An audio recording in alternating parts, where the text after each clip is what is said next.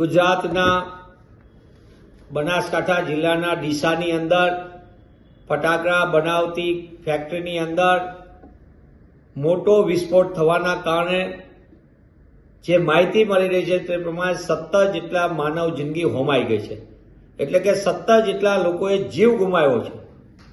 આ ફેક્ટરી કઈ રીતે ચાલતી હતી, ફેક્ટરીને લાયસન્સ હતા કે નહીં, અને એની સંપૂર્ણપણે એની ચકાસણી થતી હતી કે નહીં, આવી કોઈ પણ પ્રકારની બાબત હજી સુધી વહીવટી તંત્ર તરફથી આવી નથી.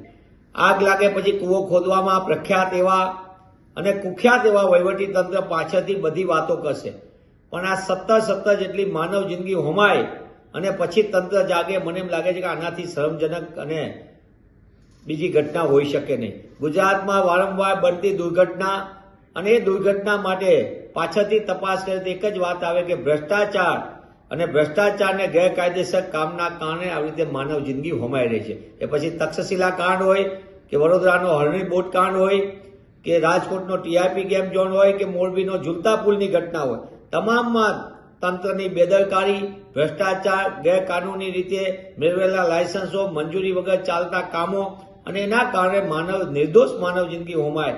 ત્યારે આ ડીસાની ઘટનાએ ફરી એક વખત સાબિત કર્યું કે ગુજરાતની અંદર આવી કેટલી ફેક્ટરીઓ ધમધમે છે.